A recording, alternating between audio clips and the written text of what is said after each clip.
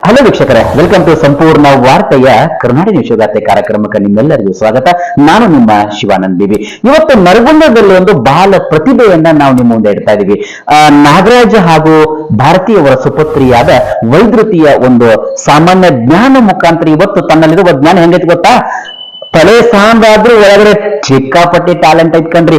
ಆ ಟ್ಯಾಲೆಂಟ್ ಅನ್ನ ನಿಮಗೂ ಹೊರಗೆ ತೋರಿಸ್ಬೇಕು ಅಂತ ಹೇಳಿ ಇವತ್ತು ಅವಳೇ ಸಂಗ ನಾನು ಬಾಜು ಕುತ್ಕೊಂಡಿದ್ದೀನಿ. ಮಾಡ್ಬೇಕಂತ ತಲೆಯೊಳಗೆ ಪ್ಲಾನ್ ಬಂತು. ನನಗೆ 3 ವರ್ಷ ಇದ್ದಾಗಿದ್ರೆ ನಾನು ಇದನ್ನ ಕಲೆಕ್ಟ್ ಸ್ಟಾರ್ಟ್ ಮಾಡ್ತೀನಿ ಸರ್. ಹುಟ್ಟಿದರೆ ಕನ್ನಡ ನಾಡಲ್ಲಿ ಹುಟ್ಟಬೇಕು, ಮೆಟ್ಟಿದರೆ ಕನ್ನಡ ಮಣ್ಣನ್ನು ಮೆಟ್ಟಬೇಕು. ಸಾವಿರಾರು ವರ್ಷಗಳ ಇತಿಹಾಸ, 7 ಕೋಟಿ ಕನ್ನಡಿಗರ ಆಶಯದ ಮಂದಹಾಸ. ದಿನೇ ದಿನೇ ಹೊಸತನ ಬಯಸುವ ನೆಚ್ಚಿನ ಕನ್ನಡಿಗರ ಮನದಾಳದ ಕನಸುಗಳನ್ನು ಹೊತ್ತು ಮಕ್ಕಳ ಬದುಕು ಬದಲಾಯಿಸುವ ಬುನಾದಿಯೊಂದಿಗೆ ಬರುತ್ತಿದೆ ಕರುನಾಡ ಲಕ್ಷಾಧಿಪತಿ. ಆಡಿಷನ್ ನಡೆಯುವ ಸ್ಥಳ ಎಸ್ಎಂವಿ ಸಿಬಿಎಸ್ಇ ಶಾಲೆ ವೆಂಕಟೇಶ್ವರ ದೇವಸ್ಥಾನ ಪಕ್ಕದಲ್ಲಿ ನರಗುಂದ.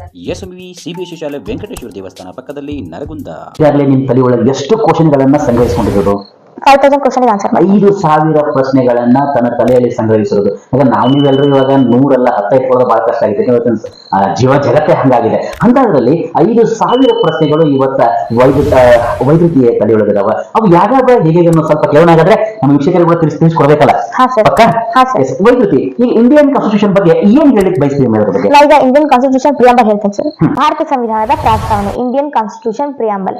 ಭಾರತದ ಪ್ರಜೆಗಳಾದ ನಾವು ಭಾರತವನ್ನು ಒಂದು ಸಾರ್ವಭೌಮ, ಸಮಾಜವಾದಿ, ಜಾತ್ಯತೀತ, ಪ್ರಜಾಸತ್ತಾತ್ಮಕ ಗಣರಾಜ್ಯವನ್ನಾಗಿ ಮಾಡಲು ಭಾರತದ ಎಲ್ಲಾ ಪ್ರಜೆಗಳಿಗೆ ಈ ಕೆಳಗಿನ ಹಕ್ಕುಗಳಾದ ಸಾಮಾಜಿಕ, ಆರ್ಥಿಕ ಮತ್ತು ರಾಜಕೀಯ ನ್ಯಾಯವನ್ನು ಒದಗಿಸಬೇಕು.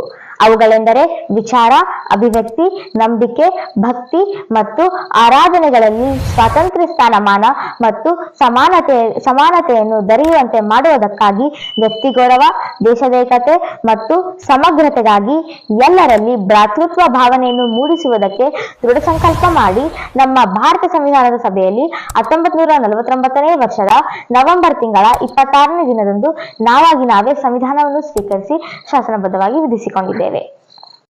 ಈಗ ಕರ್ನಾಟಕದ ಪ್ರಮುಖ ನದಿಗಳು ಯಾವ್ಯಾವು ಅಂತೇಳಿ ನಿಮ್ಗೆ ಗೊತ್ತಿರುವಂಗ ಕರ್ನಾಟಕ ಪ್ರಮುಖ ನದಿಗಳು ಯಾವ್ಯಾವುದಾವ? ಹಾ ಸರ್, ಕರ್ನಾಟಕದ ಪ್ರಮುಖ ನದಿಗಳು ಕೃಷ್ಣ, ತುಂಗಭದ್ರಾ, ಘಟಪ್ರಭಾ, ಮಲಪ್ರಭಾ, ಭೀಮಾ, ಕಾವೇರಿ, ಅರ್ಕಾವತಿ, ಹೇಮಾವತಿ, ನೇತ್ರಾವತಿ, ಶರಾವತಿ, ವೇದಾವತಿ, ಕಪಿಲಿ, ಕಾಳಿ, ಮಹದಾಯಿ, ಪಾಲರ್, ಮಾಂಜಾರು, ಉತ್ತರ ಪಿನಾಕಿನಿ, ದಕ್ಷಿಣ ಪಿನಾಕಿನಿ, ಬೇರ್ತಿ, ಗಂಗಾವಳಿ, ಅಗ್ರಿಬೊಮ್ಮನಾಳಿ, ಚಿಕ್ಕಾಗರಿ. ಹೆಂಗಿತ್ತು ಅಂದ್ರ ಪಟಾ ಪಟಾ ಪಟಾ ಪಟಾ ಪಟಾ ಪಟ ಹೇಳಾಕೈತಿ ಬಿಡ್ತಾರೆ. ಹೇಳ್ತೀನಿ ಗೊತ್ತಾ? ಯಾಕಂದ್ರೆ ಇಷ್ಟು ತಲೆ ಒಳಗೆ ಇಟ್ಕೊಂಡು ಪಟ ಪಟ ಪಟ ಓಡೋದು ಬಹಳ ಕಷ್ಟ ಇದೆ.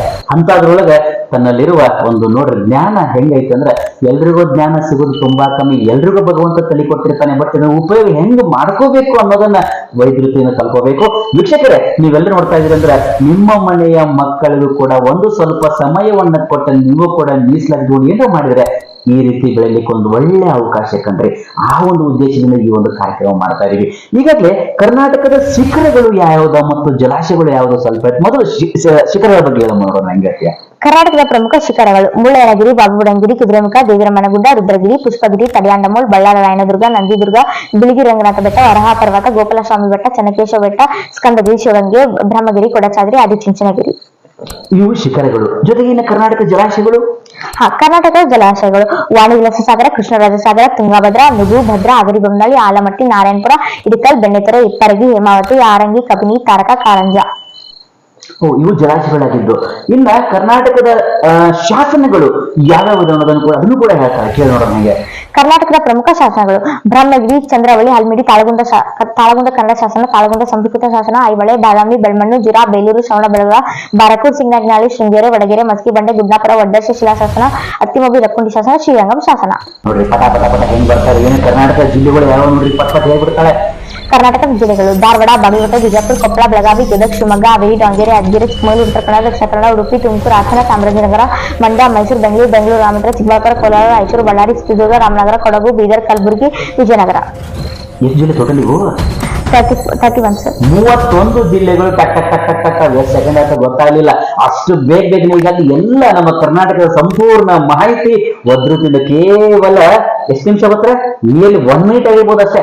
ಎಲ್ಲ ಇಡೀ ನಮ್ಮ ರಾಜ್ಯನೇ ಅವಳ ಬಾಯಿಂದ ಇವತ್ತು ಒಂದೇ ನಿಮಿಷ ಎಲ್ಲ ಪ್ರತಿದಿನ ತೋರಿಸ್ಕೊಟ್ಲಿ. ನೋಡ್ರಿ, ಇದೇ ಅವಳ ಒಂದು ಟ್ಯಾಲೆಂಟ್. ಈಗ ನಮ್ಮ ಭಾರತ ದೇಶಕ್ಕೆ ಸಂಬಂಧಪಟ್ಟಂತಹ ಭಾರತದಲ್ಲಿರ್ತಕ್ಕಂಥ ರಾಜ್ಯಗಳೆಷ್ಟು, ಜೊತೆಗೆ ಕೇಂದ್ರಾಡಳಿತ ಪ್ರದೇಶಗಳೆಷ್ಟು ಕೇಳೋಣ ಬಾಯಿಂದ ಹೇಳ್ತಾರೆ ನೋಡಿ. ಪಟ ಚಲೋ ಆಯ್ತು ನೋಡ್ರಿ.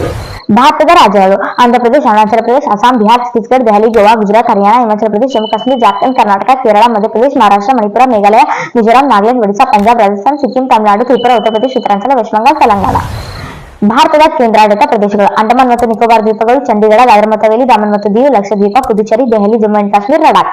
ಜ್ಞಾನ ಯಾರ ಸ್ವತ್ತನೂ ಅಲ್ಲ, ನಮ್ಮಲ್ಲಿರ್ತಕ್ಕಂಥ ಜ್ಞಾನ ನಾವೇ ತಿಳ್ಕೊಳ್ಬೇಕು. ಆ ಜ್ಞಾನಕ್ಕೆ ತಕ್ಕಂಗ ನೀರ್ ನಾವೇ ಹಾಕೊಳ್ಬೇಕು. ಅಂದಾಗ ಮಾತ್ರ ಏನಾಗುತ್ತೆ ಹೇಳ್ರಿ ನೋಡೋಣ. ಸೊ ಈ ಜ್ಞಾನ ಈ ರೀತಿ ಹೊರಗೆ ಬರುತ್ತೆ. ಸೊ ಅಷ್ಟೇ ಅಲ್ಲದೆ 64 ವಿದ್ಯೆಗಳು ಯಾವುದು ಅಂತ ಕೂಡ ಹೇಳ್ತಾರೆ. ಕೇಳಿ ನೋಡೋಣ ಹೇಗಿದೆ. ವೇದ, ವೇದಾಂಗ, ಇತಿಹಾಸ, ಆಗಮ, ನ್ಯಾಯ, ಕಾವ್ಯ, ಅಲಂಕಾರ, ನಾಟಕ, ಗಾನ, ಕವಿತ್ವ, ಕಾಮಶಾಸ್ತ್ರ, ವಿಜ್ಞಾನ, ದೇಶ ಭಾಷಾ ಜ್ಞಾನ, ಲಿಪಿ, ಕರ್ಮ, ವಾಚನ, ಸಮಸ್ತಾವಧಾನ, ಸ್ವರ ಪರೀಕ್ಷೆ, ಶಾಸ್ತ್ರ ಪರೀಕ್ಷೆ, ಸುಗುಣ ಪರೀಕ್ಷೆ, ಸಾಮುದ್ರಿಕ ಪರೀಕ್ಷೆ, ರತ್ನ ಪರೀಕ್ಷೆ, ಸ್ವರ್ಣ ಪರೀಕ್ಷೆ, ಗಜಲಕ್ಷಣ, ಅಶ್ವಲಕ್ಷಣ, ಮಲ್ಲವಿದ್ಯೆ, ಪಾಕಕರ್ಮ, ದೋಹಳ, ಗಂಧವಾದ, ಧಾತುವಾದ, ಶನಿವಾದ, ರಸವಾದ, ಅಗ್ನಿಸ್ತಂಭ, ಜಲಸ್ತಂಭ, ವಾಯುಸ್ತಂಭ, ಖಡ್ಗಸ್ತಂಭ, ವಶ, ಆಕರ್ಷಣ, ಮೋಹನ, ವಿದ್ವೇಷಣ, ಉಚ್ಚಾಟನ, ಮಾರಣ, ಕಾಲವಂಚನ, ವಾಣಿಜ್ಯ, ಪಶುಪಾಲನ, ಕೃಷಿ, ಸಮಶರ್ಮ, ಲಾಕ, ಯುದ್ಧ, ಮೃಗಯ, ಪ್ರತಿಕೌಶಲ, ದೃಶ್ಯಜನ್ಯ, ದ್ಯೂತಕರ್ಣಿ, ಚಿತ್ರಲೋಹ, ಚೌರ್ಯ, ಶಿವರವಂಚನ, ದೃಷ್ಟಿವಂಚನ, ಅಂಜನ, ಜಲಪ್ಲವನ, ಔಷಧ ಸಿದ್ಧಿ, ವಾಕ್ಸಿದ್ಧಿ, ಘಟಕ ಸಿದ್ಧಿ, ಪಾದಕ ಸಿದ್ಧಿ, ಇಂದ್ರಜಾಲ, ಮಹೇಂದ್ರಜಾಲ. 64 ಉಪಚಾರಗಳು.